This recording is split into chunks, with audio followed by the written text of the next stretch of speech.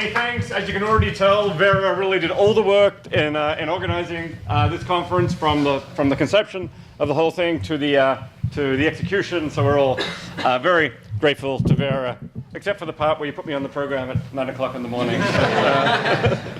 But I'll do my best. So my original thought was to call this talk Conceptually Engineering, Conceptual Engineering. But I found that title was already taken by Manuel Gustavo Isaac. Where's Manuel? Yeah, very good. It's a terrific paper. I recommend it to you, but taken. So I couldn't use that. So instead, I went for a title to pay tribute to the Sally Haslinger mode of conceptual engineering. What is conceptual engineering, and what should it be?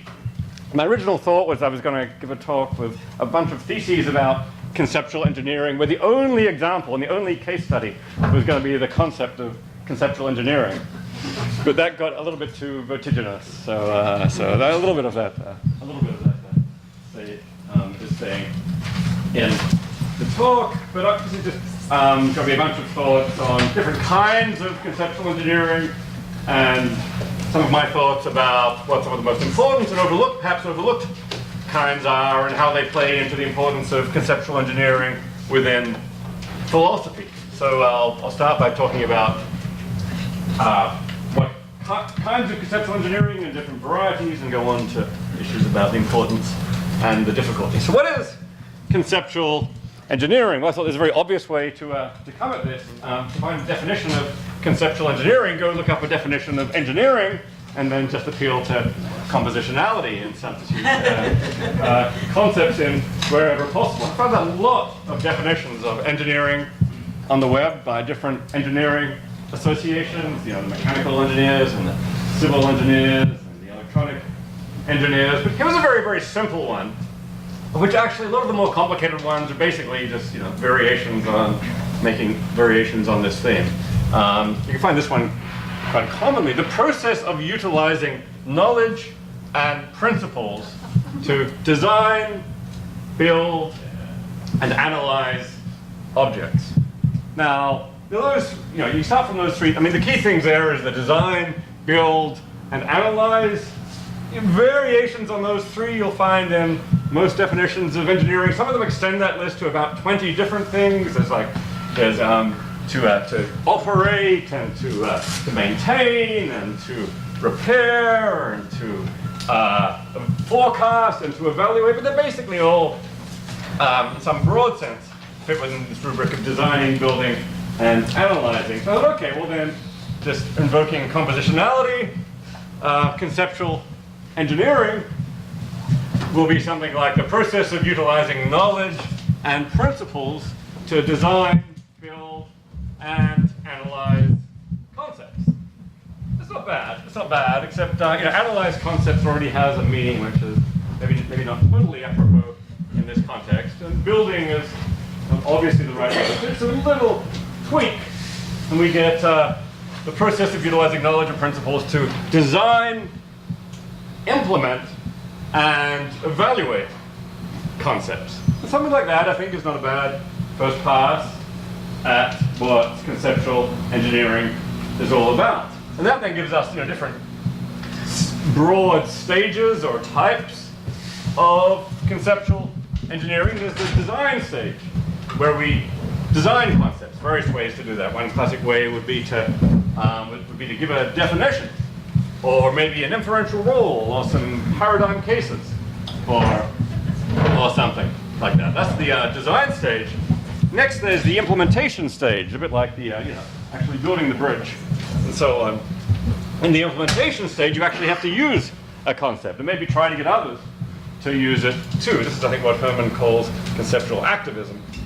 And then there's the key evaluation stage, which plays a central role in the conceptual ethics works of people like Alexei and David, where what's key is the evaluation of how good these concepts are in themselves and for certain purposes. For example, to see how well they play key roles. I mean, you can see all three of these things playing a role, say, in bridge engineering. You design a bridge, you implement a bridge, you evaluate the bridge to see how well it's doing. And indeed, you see something like this in software engineering. Design a program, build a program, evaluate the program. I quite like the software engineering analogy because many people worry about how does conceptual engineering work if concepts are abstract objects.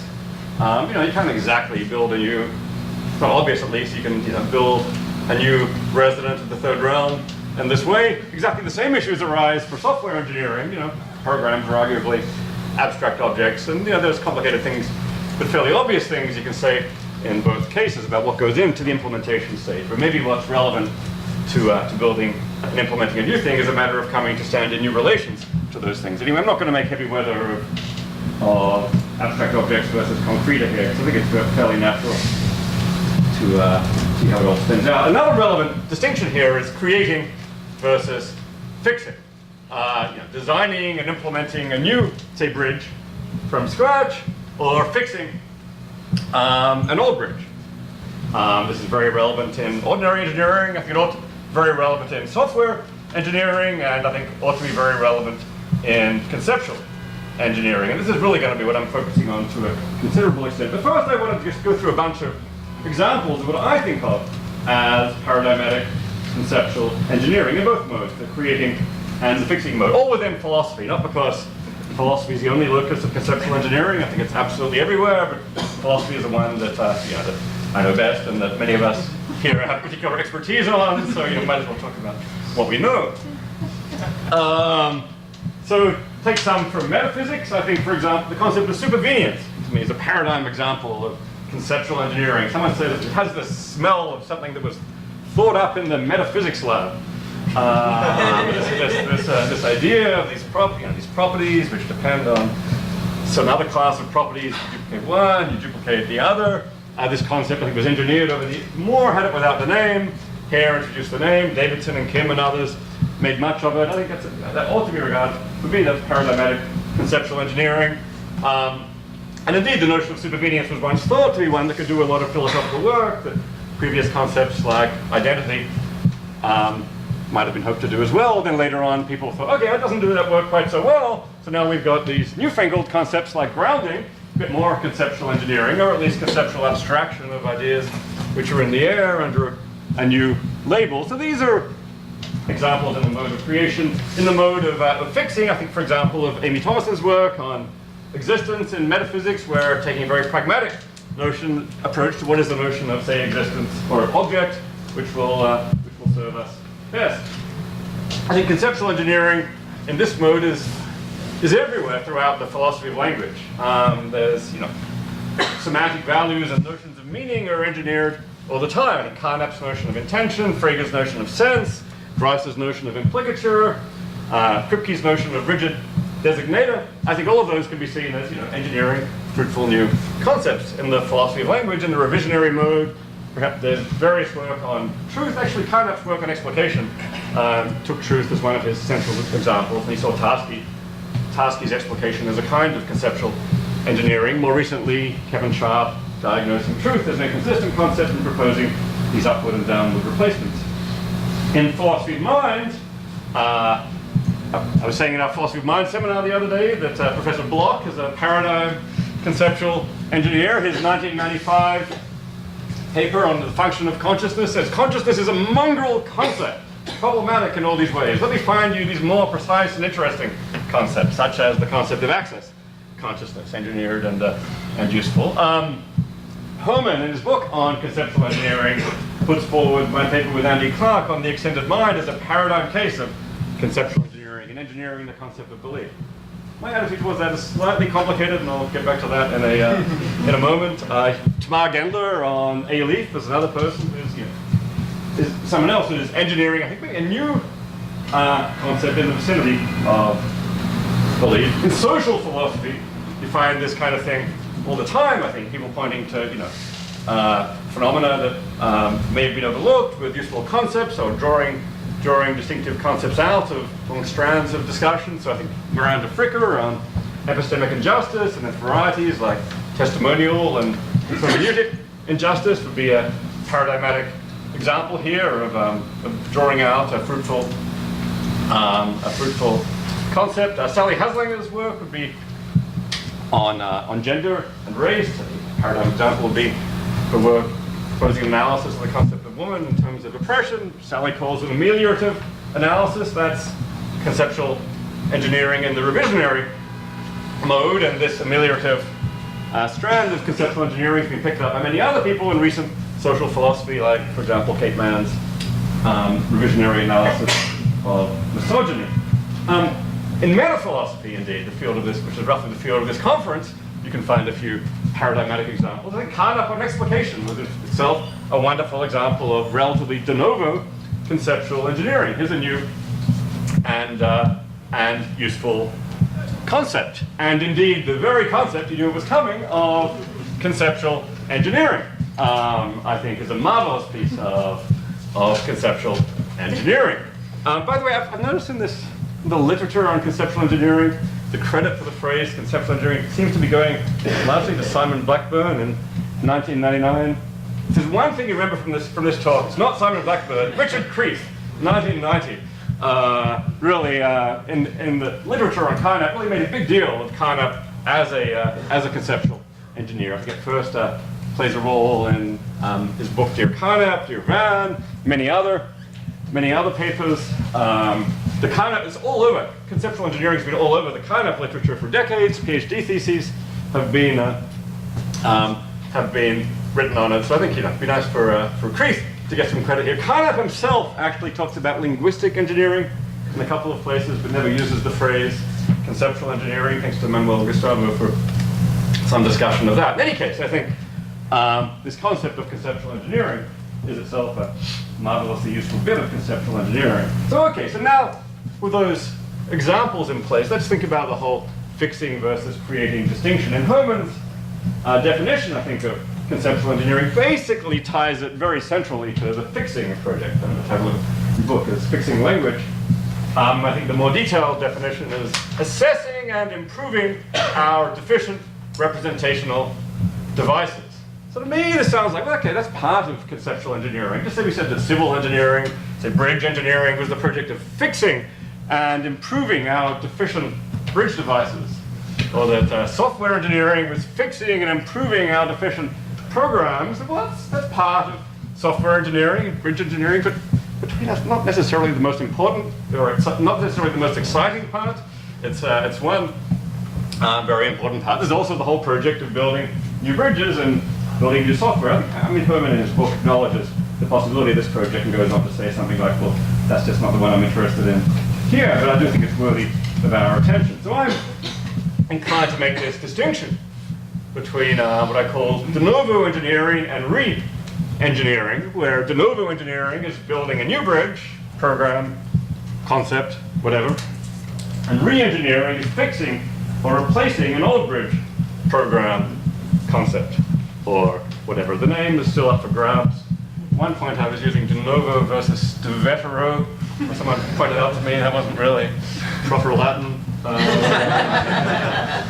Anyway, so I'm open to ideas. I mean, it's not totally straightforward to draw the distinction. There are some hard cases. Here's the Tappan Zee Bridge, just up the Hudson River from here, and here's the old bridge, the old Tappan Zee Bridge. Here's the new Tappan Zee Bridge, and the old one's still there. And then they're basically building a new bridge in the same location as the old bridge in order to replace the old bridge. Is that re-engineering, or is that de novo because it's a new bridge, or is it re-engineering because it's a replacement? I guess for my purposes, I'm going to count that kind of thing as re-engineering because the central thing is it's being used to somehow to repair or fix an old bridge, and at the end of this process, the old bridge will be gone. Likewise for de novo, for conceptual re-engineering, it's not like you keep all the concepts around afterwards. The point is fix this very concept. But we can argue about how to draw the line. So many of the standard examples in the conceptual engineering literature are conceptual re-engineering.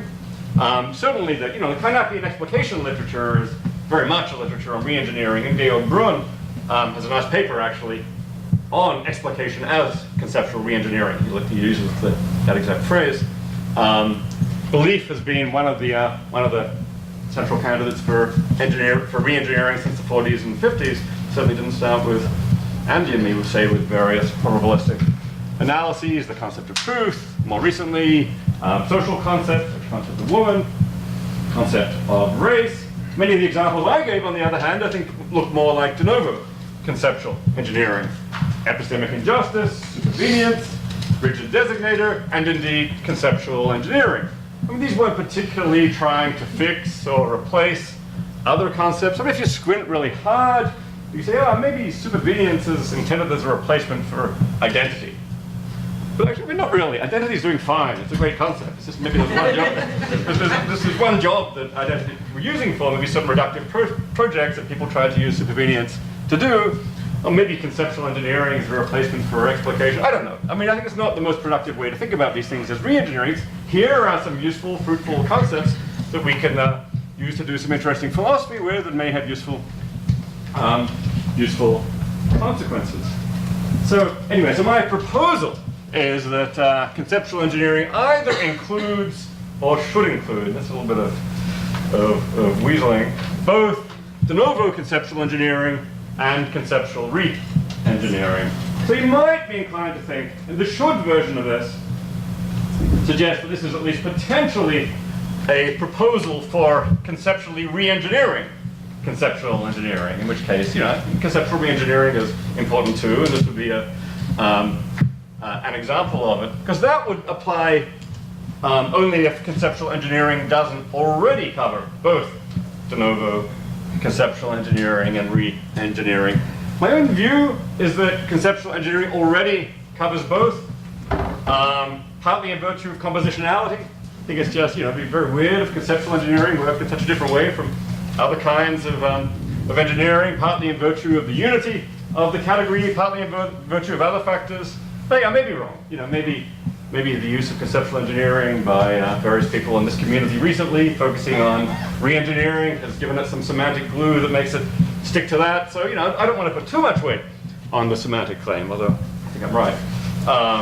But in any case, it's a verbal dispute about conceptual engineering, which actually leads to my sideline on conceptually engineering belief. What I said about my attitude towards conceptual engineering, I think, was Andy's and my attitude to the conceptual engineering of belief back in The Extended Mind. What we said, and what Herman quotes, we don't intend to debate what is standard usage. Our broader point is that the notion of belief ought to be used. So the Otto qualifies as having the belief in question, where Otto is the guy who carries around the notebook, which his memories stored in. I think actually we didn't, I'm very happy to be taken as a paradigm of conceptual engineering. I'm a fan of conceptual engineering, but I'm not sure that we actually saw this as conceptual engineering. Our own view, I think, was that these extended cases of beliefs were literally beliefs. The word belief already covers them, perhaps in virtue of the unity and the explanatory fecundity of the category, so that believe would already include these extended cases. I think we were just saying, but if someone wants to argue with that, here's the underlying, more important claim. And I think I'm inclined to say something about that, about this claim about conceptual engineering too. I think it does cover de novo conceptual engineering. If you think that's not the actual meaning of the term, then we think it should be used to cover de novo conceptual engineering. And indeed, in all cases, my philosophical ideology is you shouldn't get too hung up on words. So you could have introduced a new term, e-belief, to cover all these cases and look and say, and just made all these claims about how unified it is with ordinary cases of believing. Said this plays the most important role. Yeah, we could have done that, but what fun would that have been? It's like the word belief has got certain, it's used a lot, it's got certain attractions in explanation, attaching the word belief to a project. I think it's got some certain pragmatically useful roles. Likewise, the word conceptual engineering. Conceptual engineering is cool. People have conferences on it. So therefore, it's what Herman calls a lexical effect. It's like, giving it another name like Denovo, this and that. That's not going to work in the same way. So pragmatically, it makes sense to try and attach this thing you're interested in to this word. Is this a verbal dispute over conceptual engineering? Yes, but non-verbal point, conceptual engineering should cover de novo conceptual engineering because of this compositionality and this unity, and because de novo conceptual engineering is at least, I think, an important in philosophy and elsewhere as conceptual re-engineering. This immediately leads us to delicate questions about the connection between conceptual engineering and linguistic engineering. Sometimes these phrases are used almost interchangeably. Certainly, it's the case that wherever you find conceptual engineering, you almost always find some linguistic engineering. I mean, whenever there's a proposal about a new concept, there's also a proposal about a word for it to be attached to. I mean, this is actually, it's a version of what Peirce calls the ethics of terminology that Steve Yablo turned me on to years ago. So all this really kind of comes down to the ethics of terminology, or the ethics of language, call it linguistic ethics in the current modes, how we should be using new and old words to express new and old concepts. So in the linguistic mode, I think there's a related distinction, which is the distinction between homonymous and heteronymous conceptual engineering. Same word, linguistic engineering, like fixing meaning for an old expression, and maybe the cases like woman and misogyny and truth are homonymous. I think homonymous conceptual engineering, at least the clear cases, are always best seen as conceptual re-engineering, fixing the old concept expressed by the word. I mean, there will be cases where you can use an old word for something totally new. Supervenience did already exist as a word meaning something else. I don't think it's usefully regarded, though, as it wasn't as if you're particularly fixing the meaning of that word. In that case, it's more or less coincidental that word is being used. Heteronomous conceptual engineering is a different word, linguistic engineering.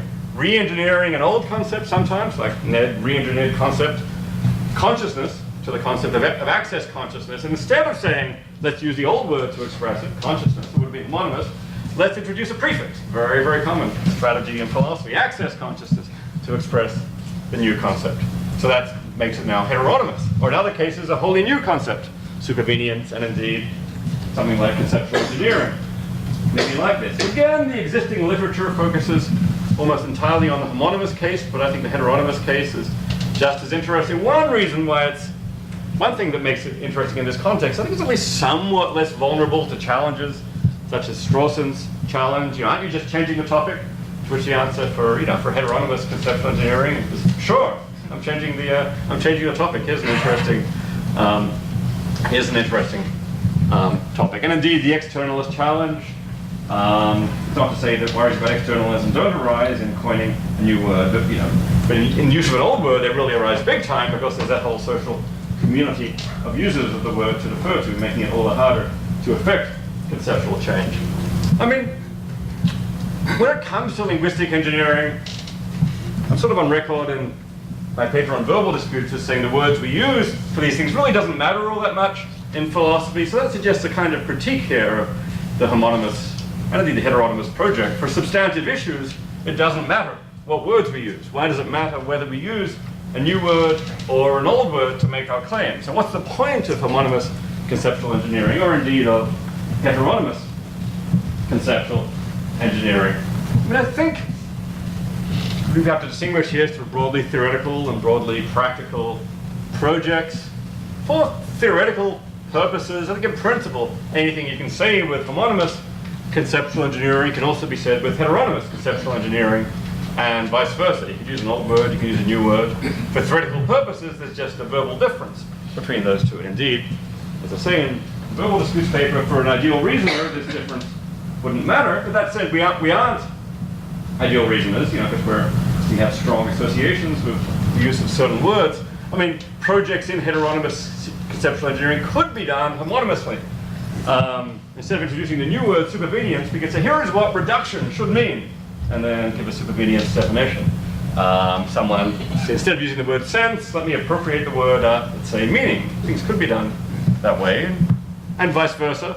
For various homonymous projects, like for the revisionary analysis of truth, I think Kevin Sharp does end up using the different phrase upward truth. For Sally's ameliorative analysis of woman, I mean, there's certainly going to be a related project that does all this, but says, let's use a new word, like woman with a Y, to express it. But I mean, the practical effects will be different. I think the upsides and downsides here are probably all practical rather than theoretical, although the lines can blur in some cases. Sometimes we can achieve our purposes better with a new word, and sometimes with an old word. And I think one of the papers tomorrow is that Ari is giving a paper on the upsides and downsides of using the same word and different words. So just a couple of initial thoughts about this, so that, well, there's entrenchment. New words are expensive and harder to get people to use.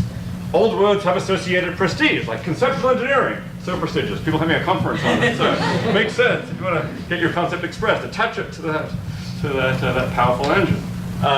Role. The old word has certain fixed roles. Homonymous conceptual engineering can allow a new concept to very easily become associated with those roles. So certainly, I think in the case of, say, gender concepts like woman, look at all the roles that plays in society. If you want something different to play those roles, then this is the way to do it.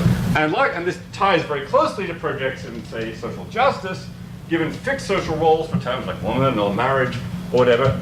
Homonymous conceptual engineering, allowing a new concept to play those social roles, can in many cases make for a more just world. So those are some of the upsides. I mean, there are a lot of downsides too, I think, of homonymous conceptual engineering, especially for theoretical purposes. It can be very confusing with all these multiple meanings floating around. Extremely difficult to implement. That's something which Herman has focused on, unless one is very powerful or very lucky. Maybe in a small community, there's only 30 people in the world working on conceptual engineering, and they're all in the room, and you have a chance. But even then, it's not a big chance. Heteronomous conceptual engineering is perhaps somewhat easier to implement, at least in limited circles. Put forward a new word. Now, those are upsides and downsides. Let me just say something quickly about the importance of conceptual engineering. Some people say it's all of philosophy. Is it important? I think yes. Some of the most important advances in philosophy have quite clearly involved conceptual engineering, especially some of those cases I gave of Denovo and heteronomous conceptual engineering, these amazing new concepts that do a lot of work. Is conceptual reengineering important in philosophy? Well, again, I think it's very practically important, especially for roles outside philosophy, and philosophers have a central role to play, I think, in that project. Still, theoretically, within the philosophical community, here and there are cases where it's played a useful role, cleaning up a concept and giving a nice analysis. Maybe probability and the different notions of probability is one example of that. I think most of the time, my view is it can be done just as well in heteronymous or Denovo mode, and I'll come back to the reasons for that in just a moment.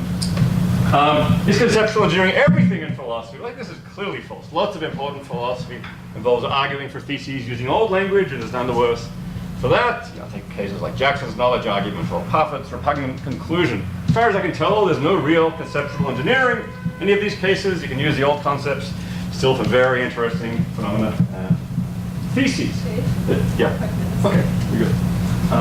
Even when philosophy involves new concepts, I think it typically also involves new theses involving those concepts. I think the role of theses here is very, very important and not to be underestimated. So why is supervenience interesting? It's not like you just look at the concept of supervenience and say, wow, how cool a concept is that? Rather, it serves some potential roles for you that you can connect to certain theses. Like many people think, for example, that physicalism requires supervenience. Or perhaps more strongly, some people thought that if you have supervenience, then you get physicalism. Well, supervenience suffices for various reductive projects, and then someone like Confine comes along and argues with that, and we can assess those theses. Or implicatures. It's like, okay, implicatures are interesting, but really whether rubber meets the road, or will these maxims govern implicatures? Implicatures play these roles in discursive practice, and so on. So really, my view is the theses are where the rubber hits the road. The theses have a certain primacy in philosophy, at least the sort of philosophy aimed at discovering truths. This is not to say the concepts are not important. It's to say somehow the importance of concepts, in my view, to a very large extent derives from the importance of theses that they're involved in. This is something that Carnap tacitly recognized in his discussion of explication, where he talked about the fruitfulness of a concept as being one of the dimensions of assessment. We really think the fruitfulness of a concept kind of comes down to the number of interesting and useful and explanatory theses it might be involved in. So in this view, the importance of concepts derives from the importance of theses, and certainly formulating theses and arguing for them goes well beyond conceptual engineering, on my view. And largely, I think, to a very considerable extent, we should see theses as driving conceptual engineering. So this whole debate about grounding and supervenience and which concept is best in metaphysics really comes down to what are they useful for? What theses can they be used in? For example, for reductive projects like physicalism, is grounding or supervenience the best condition? Or for assessing the status of various concepts of meaning, let's look at the different properties of language that they can explain, and theses you can get them involved in. So this leads to sort of the metaphilosophical view of these things, which I favor, concept pluralism, which Herman also cites in his book as a kind of conceptual engineering view. There are many concepts in the vicinity of most philosophical words playing different roles. We ought to articulate those roles and find the concepts that play them best. Now, I think that's a kind of conceptual engineering, finding concepts that play these roles the best. We're evaluating concepts, in many cases finding relatively new concepts that can play them. That's a kind of conceptual engineering. For the most part, I don't care whether it's homonymous or heteronymous, except for these practical purposes. But again, it's not just conceptual engineering, it's articulating theses of the form X plays role Y, and you get a cool concept when you get some cool theses. For a concept, I think, this is maybe the strongest thing I'm going to say in favor of Denovo conceptual engineering. For a concept pluralist, Denovo conceptual engineering is often better than Reengineering. Because basically, if you're a concept pluralist, like it's very often the case that my paradigm of conceptual reengineering is you somehow fix or replace the old concept, so the old concept is no longer around. For the concept pluralist, like a lot of the time you want to say, why not have both? Even say for the case of Sally's concept of analysis of woman, even if you think that somehow the old concept, the old, say biologically based concept of woman was an unjust concept for various social purposes, has all kinds of socially unjust effects. Somebody might still think, well, nonetheless, it's a useful concept to have around, say for certain medical purposes, and one doesn't have to, just because a concept is useless for some roles doesn't mean it's useless for all roles. So sometimes, I think in some cases, the old concept is so defective, maybe an inconsistent concept, an imprecise concept, an immoral concept, that it's better gone. My own view is defective concepts which are that defective are actually fairly rare, and it's not the typical case. We can argue about that, but in the cases where the old concept is not defective, the concept pluralist says, why not keep them both around for different purposes? Then we have a very theoretically fruitful apparatus. I was going to say something about the difficulty of conceptual engineering. I think basically my view is that it's possible, clearly. It is also very clearly difficult, something that Herman stresses via the externalist challenge. I mean, it's a very difficult social project. I think maybe breaking it down into stages helps. If we divide conceptual engineering into designing a concept, such as proposing a meaning for a word and implementing the concept, say ensuring the word is used to express this concept within a community, well, the design project is not that hard. You propose a definition or inferential role or application to paradigm cases. It's not clear that externalism is a major obstacle to that. Implementing it is harder work. You've got to use it. You've got to get others. You've got to use it that way. You've got to get others to use it that way. That's hard. And then even after it's used that way, you've got to ensure that the meaning, the reference, is right. First, even the first is non-trivial. The second is highly non-trivial. Getting others to use it that way. Externalism I think of as mainly affecting the third step, the step from use to meaning. Because the externalist is going to say that narrow use doesn't fix meaning. But I think there's various things one can say here. But I guess my view is that the central work of the activist project of conceptual engineering can be done even by changing use widely enough. Usually doing that will be enough to change meaning. If it turns out that it doesn't, changing use I think is what we need for many practical purposes. And I think this connects to what Jared will be talking about this afternoon on different notions of meaning here. Anyway, I guess my inclination is once you break down conceptual engineering into design, implementation, and evaluation. Concept design is straightforward. Concept evaluation is straightforward and suffice for many theoretical purposes. Concept implementation requires changing other uses and is a difficult social project, but it's possible. Okay, I think my time is up. So some conclusions. Conceptual engineering includes, or at least should include, heteronymous and Denovo conceptual engineering, as well as homonymous and conceptual reengineering. In my view, Denovo conceptual engineering is often the most fruitful, especially for theoretical purposes. Homonymous conceptual engineering, I think, is also very important, especially for practical purposes, and especially for social purposes that go well beyond philosophy. I'm very strongly inclined to think that although conceptual importance doesn't exhaust philosophy, theses have priority over concepts, and the importance of conceptual engineering really, to some considerable extent, derives from its role in what we might call, say, thesis engineering. So, thank you.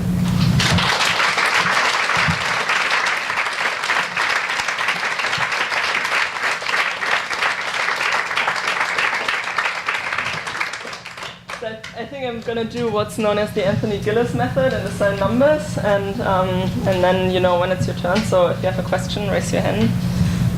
1, 2, 3, 4, 5, 6, 7. 7. Okay, everyone should be able to ask that question. Thanks. Great, Dave. Very useful distinctions.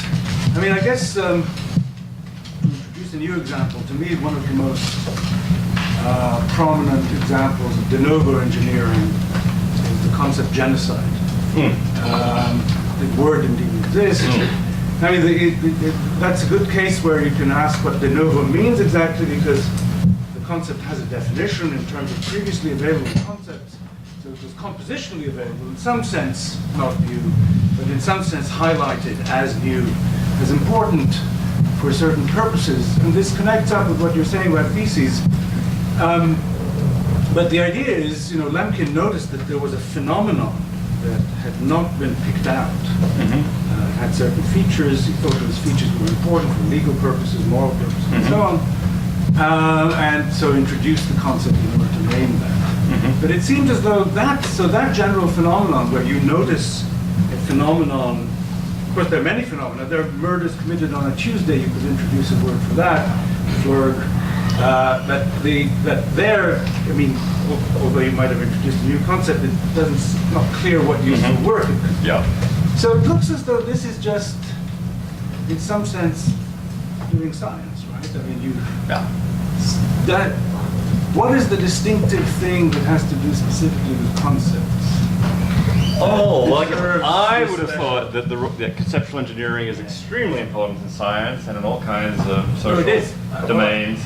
So the question isn't so much what is so distinctive about concepts here. The question would be what is so distinctive about philosophy here, and then I think the answer might be nothing. I think conceptual engineering and philosophy is to some considerable extent continuous with conceptual engineering and science, conceptual engineering and social domains, and so on. Nonetheless, all three of those things are extremely interesting for a philosopher to analyze, and the philosophical analysis of conceptual engineering, I think, is a very distinctive project for the philosopher. Yeah, I mean, the emphasis in the case of genocide is, as it were, noticing that there is a phenomenon. I see. Phenomenon engineering. Phenomenon. Yeah. A phenomenon that has about which there are important generalizations, and then you need a way of talking about it. Yeah. So there's a phenomenon, and there's a category really of a phenomenon. If you just sort of pointed to, the Holocaust and said, okay, well there's phenomenon, it's like, okay, it's putting it under a category, a general category, which seems to be the distinctive contribution of, say, a word like genocide. You point to a few paradigm examples and say, look at all the things they have in common, look at their common moral role, and so on. So I think if that's category engineering, then would be the relevant thing. And you can see categories as things which are out there in the world. Property. Is it property engineering? Well, again, I think properties, we didn't create the property. What happens in this case is we come to stand in a certain epistemological or semantic relation to that property. One way to describe that is to come to possess a concept of that property. So I think for that reason, I think the word conceptual engineering is still apt for this kind of phenomenon. 9. Just following up on this, I mean, as Paul said, in your talk, sometimes you design or engineer the concept by giving a definition. But a skeptical worry is that, no, if you've got the definition, you've already got the concept. So you're not really creating. The new thing that's going on is the creation of the concept. The concept's there already. You had it already. It's the implementation problem. You've got a word and you want people to pay attention. You're directing attention at something by people using the word. So that gets to the issues about conceptual activism versus conceptual engineering. And this seems more on the activism side. Yeah. Except I guess I think I'm inclined to be not so sure that everything you can define from your existing concepts is a concept you have already. I mean, the concept of supervenience. Does a random person who happens to have the concepts of modality and the sharing of properties already have the concept of supervenience? Maybe they're in a position to acquire it. I think, Moore and Hare and Davidson and Kim made very serious conceptual epistemic progress by articulating that definition and thereby putting people in a position to actually possess and deploy that concept. And in many cases don't involve definitions. Isn't that the activism side, getting people to use the concept? I mean, you're right, okay, I shouldn't have said everybody's got it, but the concept is there. There's still the design side. I guess what goes on in the design side when, just say, Hare was designing the concept of supervenience. Let's say he never actually got anyone to possess the concept because of externalism. When anyone says supervenience, it means the old meaning of supervenience. I don't remember what the old meaning of supervenience is. Remember its use in Klein's autobiography. You remember that one? Necking eventually supervened as necking always does. Or it was autobiography of his teenage years. I'm sorry. And this meaning of supervenience means something like eventuates. Anyway, so just say that even after Davidson, Kim, or everyone else, supervenience still means that thing. Then still, Davidson, Kim, Hare, Moore have made a contribution by pointing us by designing that concept, by pointing us to it, to point to all the roles that it can play, even if nobody ever actually comes to possess that concept. I think that would still be some kind of progress. I agree that the part after that is activism. No, I'm not going to take another thing on this. Annette, number 2. Great, thank you, Dave. But you can have a hand, Gabe, so then you're number 9. So I think I see what you're getting at with this distinction between Denovo and Reengineering, but then that immediately sort of raised me a question about sort of the objective evaluation. So when we're thinking about division representational devices, so in particular, especially thinking about sort of social context, it strikes me that maybe we should be thinking about sort of frameworks of concepts as being the deficient thing. So to motivate this a bit, so I'm thinking about like Miranda Cricker's discussion of the concept of sexual harassment and how this didn't exist. And I'm thinking, well, part of what was so bad about this wasn't just that there wasn't this concept of sexual harassment, but also the concept that people had of women and men and flirting and things like this whole sort of framework that's going on. And so in introducing the concept of sexual harassment, it seems like that also requires some shifting in these other concepts. So there, again, it seems like maybe the objective evaluation should be more of this framework thing, and then this like de novo re-engineering. I mean, I suppose you can still think of de novo engineering, but it would be a much bigger, like radical project. Yeah, you're going to need a whole new. I think you're absolutely right that a lot of the time it is going to be these interconnected frameworks that really get re-engineered. And then you're right. So either especially if it's going to have to be heteronymous, then you have to introduce a whole lot of new words. One thing that does happen sometimes in some cases is to introduce a common prefix. To say all these things have to be re-engineered in teleological terms. We'll use teleo this, or things have to be re-engineered in moral terms, use moral. So, there are ways of getting at the project heteronymous, say, with something like a prefix. But I think in those cases, I think you're absolutely right that there are particular practical attractions to the homonymous strategy. It's still, whether it's de novo or re-engineering, I guess the question is, do you think the old framework is fundamentally defective and should be gotten rid of? In some cases, I think maybe that will be the case. Maybe in the cases the whole framework is fundamentally immoral or unjust. Certainly for many purposes, so we should get rid of it. In other cases, I could imagine, here's a re-engineered version of this framework, which is useful, but the old one is still useful for some other purposes, and then you might want to keep both around. So yeah, I agree it's tricky. Kate. Thanks. So I was wondering about the claim that theses have priority over concepts, and I certainly agree that conceptual engineering is not the only thing that philosophy involves. But I was thinking about the difference between projects you might think of as more descriptive versus projects you might think of as more normative. So like the case you gave of supervenience, that someone might make a claim that physicalism requires supervenience, versus cases where you're saying something like, we need to rethink what race and gender are, or what assault can involve, or like whether injustice could be like Catherine Jenkins is pushing on that there could be ontological injustice.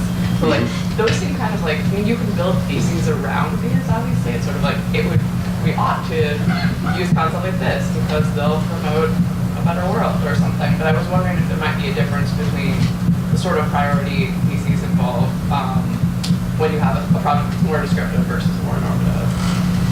Yeah, so I was thinking about, I made this distinction between theoretical and practical projects. Here I was thinking about the theoretical side, but of course there are theoretical normative projects as well as theoretical practical projects. So, so certainly I think the concept of reengineering, the concept of woman, or the concept of race, has got a very clear, and doing it homonymous, it's got a very clear social use, one which I don't think really derives from theses. I think that seems kind of weird. It derives from roles. It derives from the roles that categories of race and womanhood and so on play in our society. There's such major roles that, yeah, we think it would be better in some cases maybe if there's no roles not to be played at all. That's something like Anthony's view on race, or in other cases something different should be playing those roles. So so the practical uses, I don't think I'd want to argue for the primacy of theses, something more like the primacy of roles. For the normative theoretical purposes, I'm just trying to think. That's like what would be an example of that? We should use, say, the word woman to express the concept in terms of oppression, or maybe the concept in terms of identification. That would be a normative, a meta-linguistic normative theoretical thesis. I think it's a thesis. I still think maybe that thesis, I think, the importance of the concept would derive from the truth of that thesis, which would derive from the fact that it plays some important role. So I think maybe there's a way for me to hang on to the primacy of theses here, but I'd have to think it through. Yeah. Number 4. That was you? Yes. Okay. I'm wondering what you'd say to someone like Mark Wilson, whose view seems to be that the whole history of scientific language is simply different kinds of conceptual engineering, and that therefore philosophy of scientific language at least isn't best placed within a traditional semantic theory, but something more pragmatist or Wittgensteinian like this. Yeah, so I've read a lot of Mark Wilson's work, and it's true that he thinks conceptual engineering is very important, but is it true that he thinks that's somehow that's all of science, or just that it plays a very important role He in doesn't seem to science? think there's much for philosophy of language to do except describe the history of science when it's dealing with that kind of language. Yeah, I think that's a more general thesis of Mark Wilson's. It's not necessarily tied to concept. In general, I think that the philosophy of language should be the history of scientific language. All of the interest of language can be brought out by looking at what goes on in actual scientific cases. And then further thesis, an awful lot of what goes on with scientific language is conceptual engineering. And then apply the first thesis.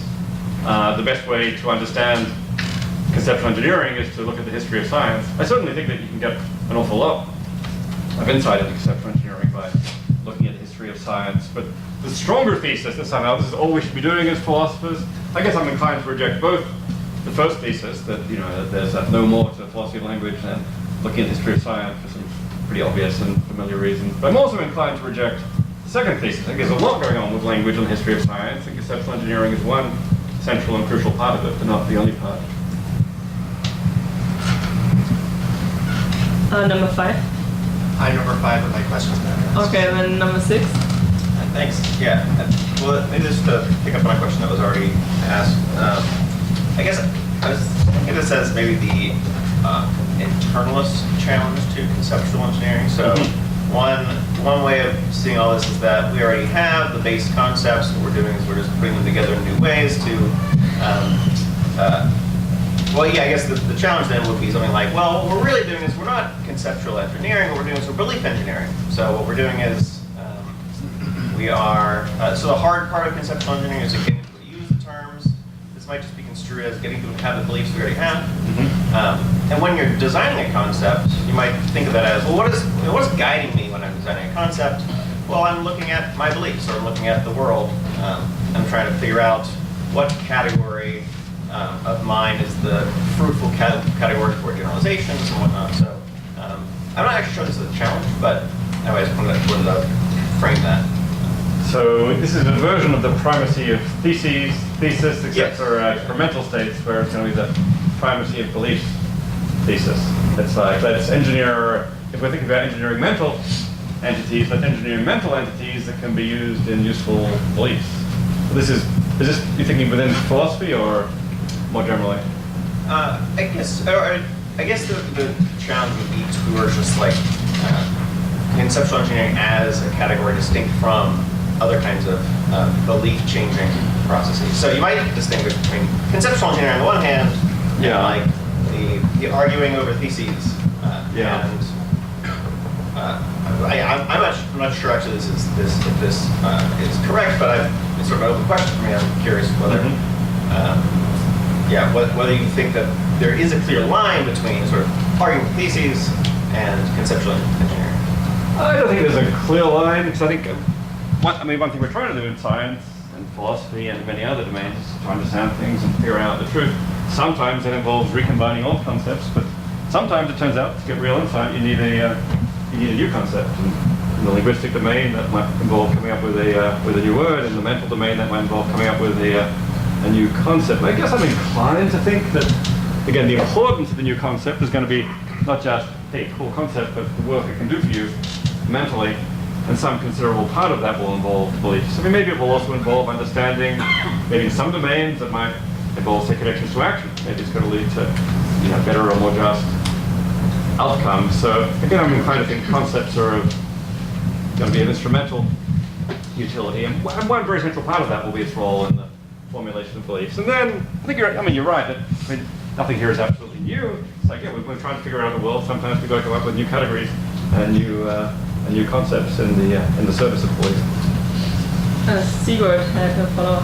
Yes, you sort of answered this now, but I was also puzzled by the primacy of thesis over concepts claim you made, and I just wanted to sort of add to the discussion the idea that there's for any sort of argument about thesis, there's always a standard of goodness or correctness having to do with what concepts you use to articulate those theses. That sort of that doesn't have directly to do with the truth of the thesis that you're arguing for. So it's like present everywhere, and then it's sort of very hard to make. Could you give an that example of this kind of evaluation of concepts that you have in mind? Well, you could criticize a statement for being vague or using a vague concept, and then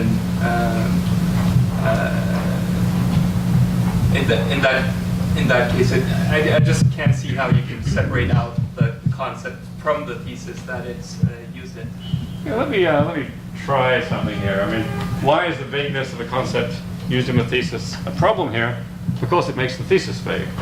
Just say I offered a thesis which is really precise, and then I did and P or not P on the end for a vague concept. And well, you can criticize that for using a vague concept, but it turns out it didn't really matter because the thesis itself wasn't vague. Let us assume a semantics where the thesis itself comes out non-vague. Then it seems to me it's not such a bad problem. The problem of the fault that the vagueness of the reason why vagueness of concepts matters here is that it brings about vague theses. The reasons why inconsistent concepts might be a problem is, I don't know, they bring about inconsistent or non-existent theses. Insofar as these things don't permeate up to the level of theses, I'm inclined to think those problems with concepts aren't so bad. Now, that's probably too strong a claim, and I could probably be convinced that's wrong. Maybe there are some concepts it's just immoral to think with. For example, I mean, I'm dubious about whether there is these concepts like Bosch, which have these moral inferences. But if they did, that might be an example of a concept that was somewhat immoral and problematic to think with, not because of any roles they play in theses, but because of bad things they do to you. Maybe vagueness and imprecision could be.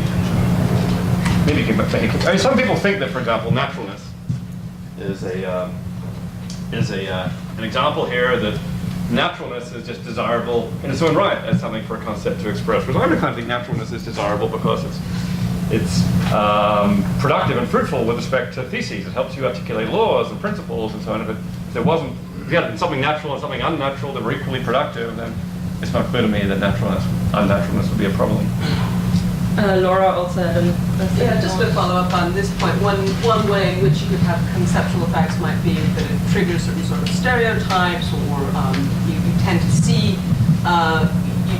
even though you've got a determinate extension, like with the slow term, you see the subject through the lens of a particular set of stereotypes. So it triggers sort of cognitive effects that are not really true conditional effects. Yeah, so that would be sort of a practical effect of certain concepts, given maybe tied to our nature as non-ideal reasoners. Maybe an ideal reasoner could deploy those concepts without those effects. Okay, maybe you're doubtful about that. I mean, I guess I'm inclined to think that the question is going to be, are those effects constitutive of the concept or not? If they're not constitutive, then maybe it's not exactly a defect of the concept the way it's embedded in our own cognitive system. If it is constitutive, then maybe we're getting closer to those concepts like Bosch and so on. We can argue about whether they really exist. I think we are at number 7 now. Yeah. That was 7? Okay. So I want to hear a little bit more about how you think about the connection between the Denovo case and the thing you thought.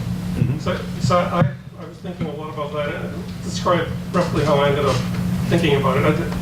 I think the way you set it up by focusing on this term engineering is a little cheaty, because it's really just a label. It's not very descriptive. People use other terms. So looking at sort of compositional and how people define that term isn't really.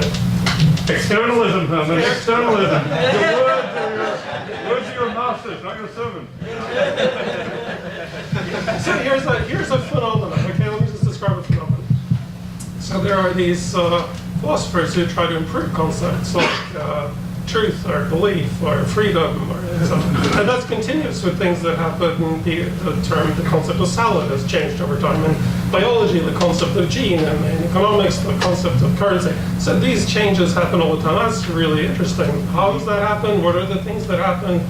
What are the things that change? How do those changes happen? To what extent are they intentional?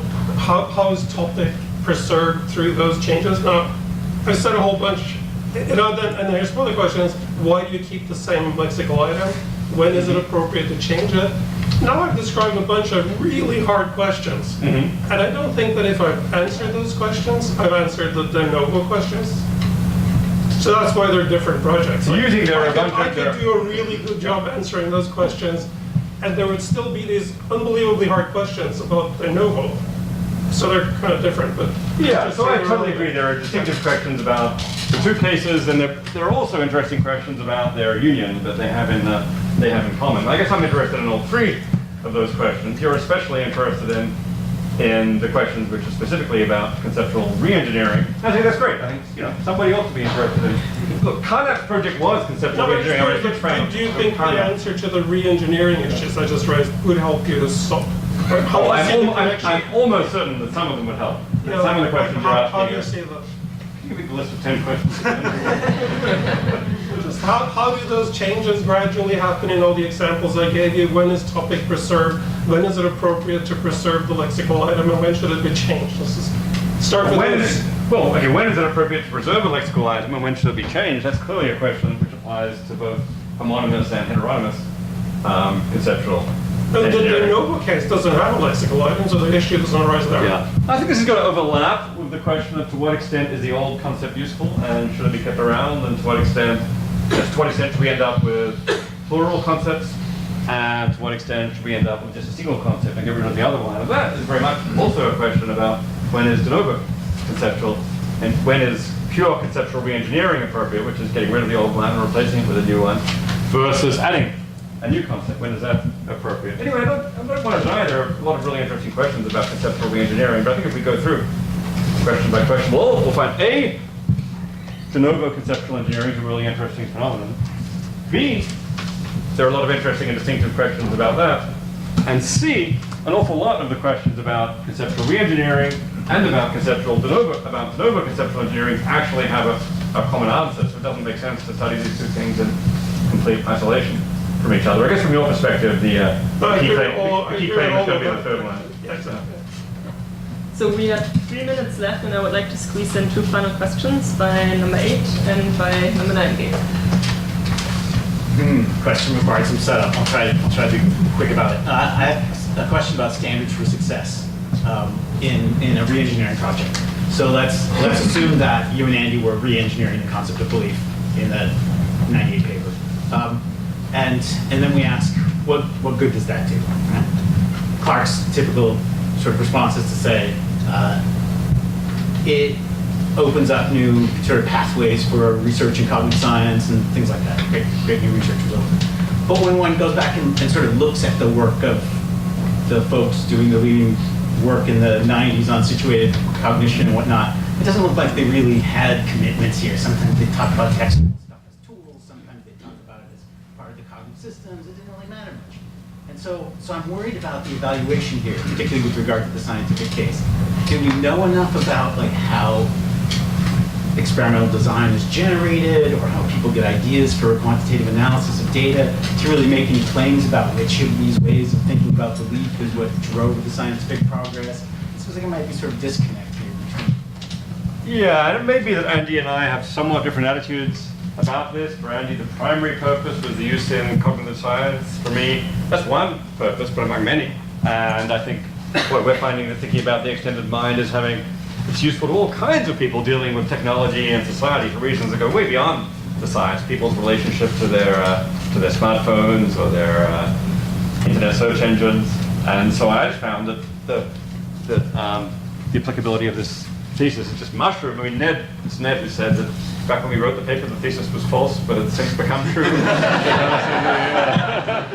I don't think that's because of its role within science. To assess the role within science, I don't know, I see all this enormous literature these days on 4E cognition, where extended cognition gets at least to be one of these, and many people claim that it's playing a central role in the science. I do agree that many of the points in science where someone appeals to extended cognition could often be reinterpreted as an appeal to embedded cognition, and it's part of my own view that any explanatory use of these things there's going to be a nearby explanation where it's done in non-extended terms, may just be less fruitful. But anyway, so I think to assess that, we really have to engage in the Mark Wilson project of looking at the science. But I do think there are uses outside science. Yeah, I wanted to talk about the kind of challenge to Denovo conceptual engineering that folks put forward, which was something like the idea that a lot of these paradigms seem to involve a case like rigid hesitant or supervenience, where you introduce a new word, but it's a concept that's really a concept for conjunction of some old concepts. And that looks a bit mysterious, and maybe everything is on the practical side to get people to use that word. I want to suggest that there's a different type of thing that might go on where you introduce a new concept, and you don't give any type of definition, and you kind of fail in doing so. So there might be lots of cases like this in the history of science. There's Newton and Leibniz are wondering about the notion of a limit. They're kind of offering these definitions, but they aren't very good. Maybe there's a concept that they have, but they can't really articulate it. It seems like there's another type of de novo conceptual engineering that doesn't face this kind of challenge, and that's got to be possible. I mean, the other alternative is something that's very strong nativism, that all our conceptual resources are there from the start, and all we can do is staple them together. So, what's an example of your other kind, which is the non-stapling kind of conceptual engineering? It was supposed to be the notion of a limit from the Newton or Leibniz. I mean, it's much more mysterious how that works. Yeah. But I mean, it's got to be possible. So then there was a definition. I mean, there was a concept of a limit, associated things like continuity, and then at a certain point, we get a definition of those things. And I guess it's an interesting question whether it's a new concept. I think it's probably, to some extent, it's at the very least a processification. Now, the new concept, the epsilon delta definition of limits and continuity, well, I mean, it's not so clear to me that's different in kind from supervenience. It's something that someone has stapled together from things we understood. You know, the math of epsilons and deltas is pretty well understood. What's new is A, the stapling, and B, the connecting them to that role, to that old fuzzy notion we had of limits and continuity. I think that's kind of analogous to what goes on with, say, this precise concept of supervenience, and at least attempting to connect that to that old fuzzy concept of materialism or physicalism. So there's something which is engineered, which is fairly precise, and then what's kind of fuzzy and vague is the role, and what's fruitful is somehow the connection between the two. So maybe that's not getting to the bottom of what you think's going on in that. Yeah. Let's thank our speaker.